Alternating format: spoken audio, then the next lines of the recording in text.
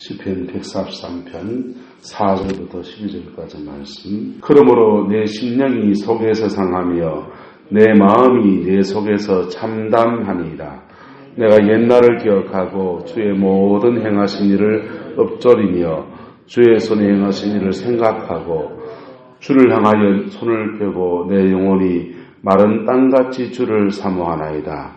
여호와여 속히 내게 응답하소서. 내 영혼이 피곤하나이다. 주의 얼굴을 내게서 숨기지 마소서. 내가 무덤에 내려가는 자 같을까 두려워하나이다. 아침에 나로 하여금 주의 인자한 말씀을 듣게 하소서. 내가 주를 의뢰함이니이다. 내가 다닐 길을 알게 하소서. 내가 내 영혼을 주께 드림이니이다. 여호와여 나를 나의 영혼 인수들에게 던지소서. 내가 주께 피하여 숨었나이다. 주는 나의 하나님이시니 나를 가르쳐 주의 뜻을 행하게 하소서. 주의 영은 선하시니 나를 공평한 땅에 인도하소서. 여호와여 주의 이름을 위하여 나를 살리시고 주의 의로 내 영혼을 환난에서 끌어내소서. 함께 했습니다. 주의 인자하심으로 나의 원수들을 끊으시고 내 영혼을 괴롭게 하는 자들을 다 멸하소서. 나는 주의 종이니이다. 아멘. 이 말씀의 복이 저와 여러분에게 있기를 예수님의 이름으로 축복합니다. 우리는 11월을 맞이합니다. 인생의 시기마다 우리는 늘 중간정사를 해야 돼요. 그렇지 않으면 얼마큼 왔는지 모르고 또 어디로 가야 될지를 모를 때가 참 많습니다. 사실은 우리가 인생 가운데 살면서 내가 지금 내 때가 어느 때인가 라고 아는 것이 방향을 잡는 데 굉장히 중요한 문제입니다. 할렐루야. 하나님 앞에서 여러분의 때를 아는 복과 은혜가 있기를 예수님의 이름으로 축복합니다. 오늘 본문의 그 하나님의 사람은 인생의 큰 참담한 그런 상황을 맞이하는 것 같아요. 여러분, 이 사람은 뭐라고 그럽니까? 그런데 그런 참담한 상황 속에 이 사람의 안에서 누가 계십니까? 하나님이 함께하고 있다라고 하는 것입니다. 할렐루야. 하나님이 함께하고 있다. 이 고백이 있을 때 우리는 이 안에서 언제든지 다시 일어날 수 있습니다. 하박국서의 말씀 보면 무화과 나무에 없고 감람나무에도 없고 포도나무에도 없고 외양간에 소 없고 우리의 양떼 없고 뭡니까 그러면요. 경상도 말 걸베이잖아요. 아무것도 없는 그런 상황 속에서 그분이 하나님 앞에 막 빠지듯이 나가는 거예요. 하박국 선지자가 빠지듯이 나가다가 그런데 따지고 있는 자기를 보는 거. 뭐가 있기 때문에 따지고 있는 겁니까? 믿음이 있으니까 따지고 있는 거잖아요. 맞아요, 틀려요? 믿음이 있으니까 지금 하나님을 따지고 있는 거잖아요. 그래서 내 보니까 내 안에 믿음이 있고 누가 계시네? 하나님이 나와 함께 하시네. 이것 하나 탁 붙들고 있었습니다. 그랬더니 가슴속에서 벅차오르는 찬송이 일어납니다. 그래서 우리가 무화과 나무 잎에 뭐가 없고 찬송하기 시작합니다. 그리고 그 속에서 구원의 하나님이 그와 함께 하시는 그 은혜를 성취하기 시작합니다. 그러더니 그가 말하기를 따라서 주께서 나의 발을 사슴과 같이 하사 나를 나의 높은 곳에 다니게 하시리로다.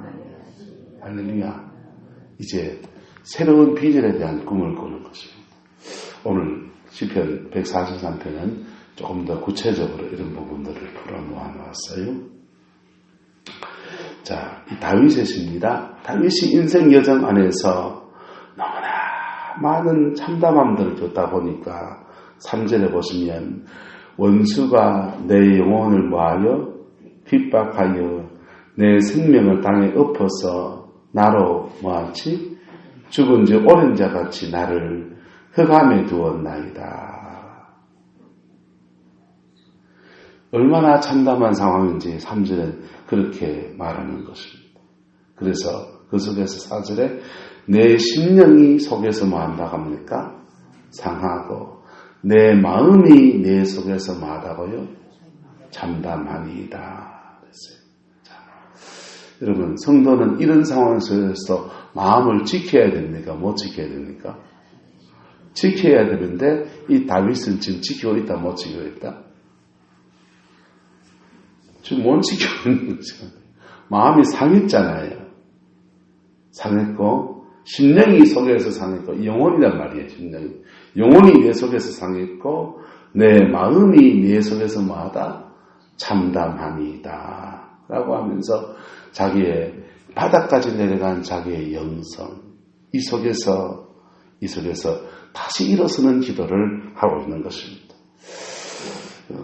그래서 이렇게 말합니다. 5절에 내가 무엇을 기억하고 옛날을 기억하고 주의 모든 행하신 일을 뭐하고 엎조리고 주의 손에 행하신 일을 뭐하고 생각하고 주를 향해 뭘 하고 손을 펴고 내 영혼이 마른 땅같이 주를 뭐하나이다? 사모하나이다.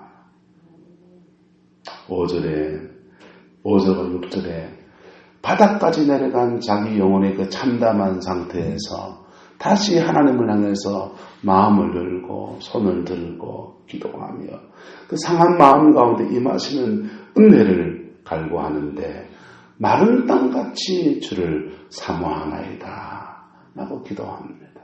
여러분, 왜 성도가 이렇게 인생의 어려움 중에서 바닥까지 내려간 그런 상황 중에서 다시 하나님 앞에 손을 들게 되느냐?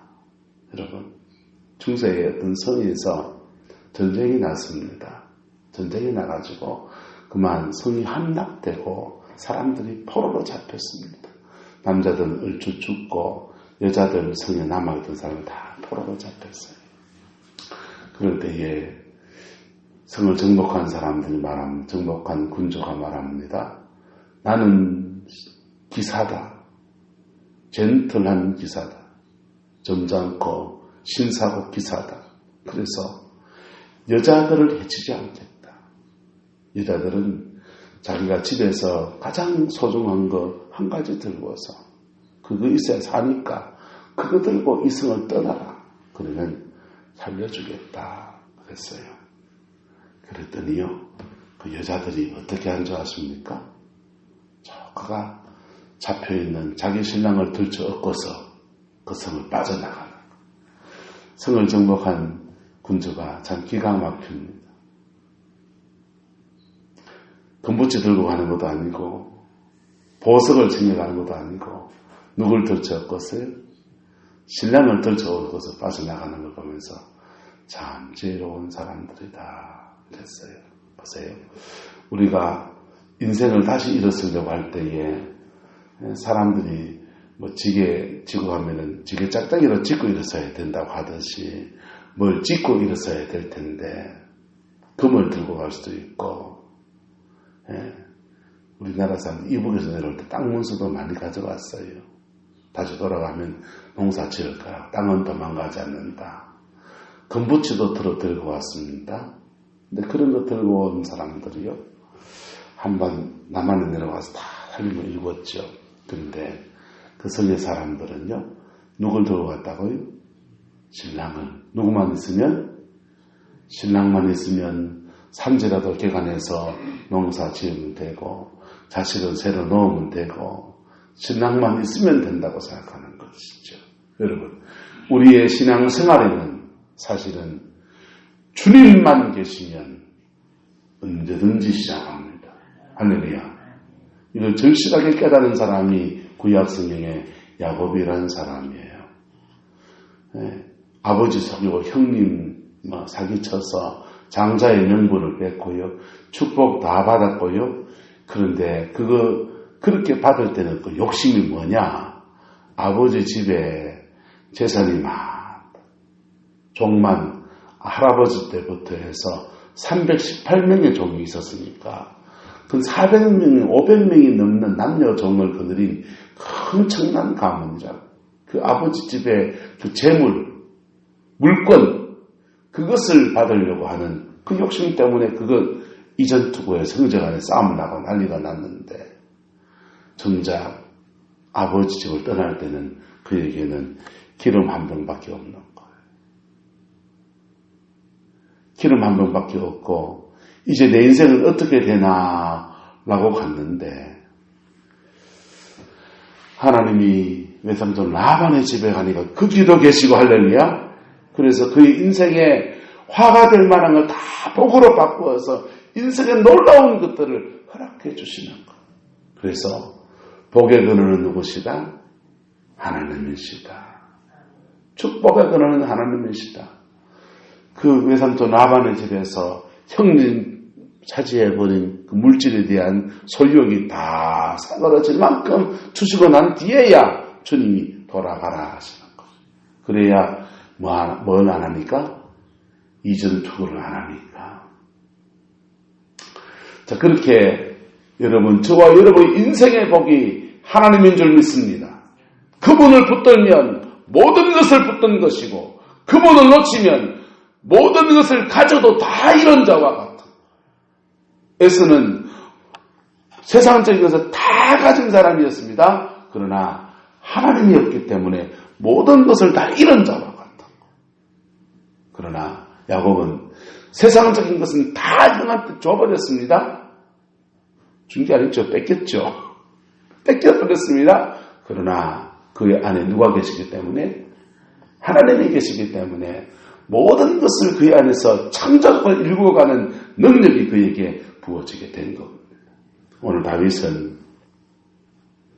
다윗은 자기 영혼에 참담한 그런 상황 안에서 다시 일으키시는 주님의 은혜를 구하며 나가는 것입니다. 여러분, 우리는 추수의 계절을 맞이합니다. 어떤 사람은 추수 나락을 두드리고 또 시금치 농사를 짓고 또 갈매기를 베지고 어떻게 팔까 이런 만리장성을 꿈으로 막 쌓고 계신 분들 계실 겁니다. 그 중에 어떤 사람은 남들은 이렇게 추수하는데 남들은 가을이 됐다고 좋다고 하는데 남들은 한가위에만 같아요라 하듯이 나락 추수할 때만 같아요라 하듯이 그래 가을의 기쁨을 말하는데 나는 무엇인가 라고 생각하는 분들 계실 겁니다. 이 말씀 붙들 수 있게 축복합니다. 이 말씀 붙들 수 있게 축복합니다. 이 말씀 붙들면 하나님이 일으키시고 하나님이 세워가시고 하나님이 끌어가시는 역사가 일어나게 되는 것입니다. 7절입니다. 여호와여 속히 내게 응답하소서. 내 영이 피곤하니이다. 주의 얼굴을 내게서 숨기지 마소서. 내가 무덤에 내려가는 자 같을까 두려워하나이다. 무슨 말입니까? 세상 사람 중에 저 밑바닥에 처한 사람과 같이 완전히 다운되어 버릴까 두렵다라고 말하는 것입니다. 그리고 회복을 구합니다. 6절에 아침에 나로 하여금 주의 인자한 무엇을 듣게 하소서. 말씀을 듣게 하소서. 여러분, 아침마다 주의 음성이 여러분을 들려지기를 예수 이름으로 축복합니다. 주의 말씀을 들을 때에 그 말씀이요 내가 주를 의뢰합니다. 그 말씀을 들을 때에 우리는 첫 번째 주어진 축복이 뭐냐? 따라합시다. 내가 다닐 길을 알게 됩니다. 내가 어떻게 행하여야 할까를 알게 됩니다. 할렐루야. 하나님의 영의 인도함을 받기 시작한다는 것입니다. 여러분, 하나님의 영의 인도함을 저는 늘 성도들에게 이렇게 가르쳤습니다. 지식, 지혜, 예언 이 순서라고 그랬어요. 지식은요, 내가 어디 서 있는가 보는 겁니다. 내가 지금 영적으로 어떤 상태인가, 내 카이로스의 때를 알게 되는 축복이 지식이에요. 그거 알고 거기에 맞게 아이쿠 내가 십자가 앞에 서야 되는구나. 내가 회개해야 되는구나. 내가 기도를 더 해야 되는구나. 그거 적용하는 것이 지혜입니다. 그리고 이 속에서 지식과 지혜에서 70%, 80% 인생의 문제는 다 풀려요.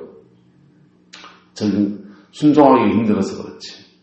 하나님의 음성을 들을 때에 우리가 비춰지고 그 속에서 내가 어떻게 행하여야 할까에 대해서 하나님이 깨우쳐 주시고요.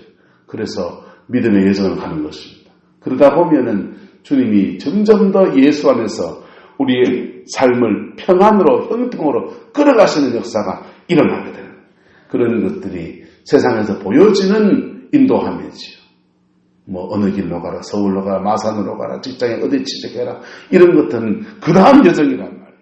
매일매일 하나님의 영에 인도함 받는 것은요, 하나님의 말씀 붙들고 살아가는 것입니다. 할렐루야. 주님의 음성이 그에게 들려달라고 그가 간구합니다. 자, 9절엔요. 여호와여 나를 내 원수들에게서 모아소서, 건져주소서. 인생의 위기 속에서 하나님 나를 건져주소서 라고 간구합니다. 여러분.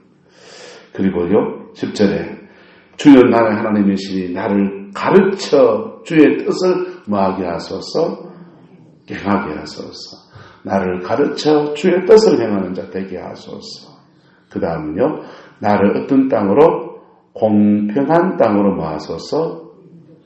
공평한 말을 공의로운 땅으로.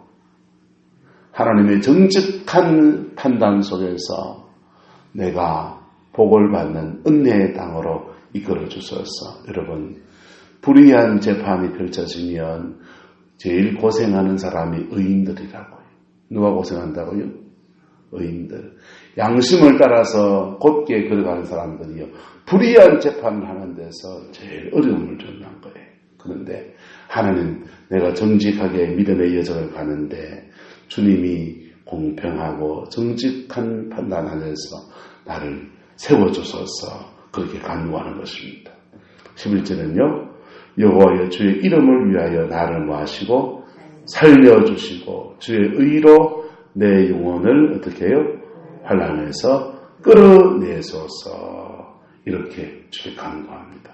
12절에서는요, 주의 인자하심으로 내 원수들을 모하시고 끊으시고 내 영혼을 괴롭게 하는 자들을 다 모아소서, 멸하소서. 이거는 영적 전쟁에서 승리하게 하소서. 이렇게 간구하는 것입니다. 여러분, 하나님의 얼굴을 구하며 마른 땅 같은 상황에서 다시 일어서 주의 얼굴 구하며 나갈 때에 하나님이 아침 그 말씀으로 깨우쳐 주시고 주의 길을, 그가 갈 길을 안내해 주시고 그를 이끌어서 하나님이 세우시는 그 은혜의 땅에 인도해 가시고 환난에서 끌어내시고 그리고 영적 전쟁에서 승리케 하신다. 21일 달 저와 여러분들에게 이 말씀의 축복이 이루어지게 되기를 예수님의 이름으로 축복합니다. 기도하겠습니다. 사랑과 은혜가 많으신 아버지 하나님, 오늘도 주님의 말씀 앞에 우리가 섭니다. 이 말씀으로 인생을 끌어주시되 11월 우리 성공의 모든 성도들이 살아가는 삶의 자리 안에서 하나님의 손이 이렇게 이끌어 주시기를 원합니다. 참담한 상황에서 회복의 역사를 주시고 절망의 상황에서 소망의 문 열어주시옵고 아버지 하나님, 영적으로 뒤처지고 있는 모습들 속에서 아버지 새롭게 세우시는 은혜가 있게 역사해 주셔서 독수리가 날개치며 올라감 같은 놀라운 은혜가 있게 축복하여 주시옵소서. 우리 영혼의 갈급함을 주옵소서. 우리 영혼의 갈급함을 주셔서 우리가 하나님의 은혜에 대한 갈증이 있게 하시고 하나님의 은총에 대한 갈급함이 있어서 그 갈급함 안에서 우리를 바로잡고 갈급함 안에서 주를 더 앙망하는 저희들에게 21월 축복하여 주옵소서. 여호와께서 함께해 주시기 원합니다. 예수님의 이름으로 축복하며 기도드리옵나이다. 아멘.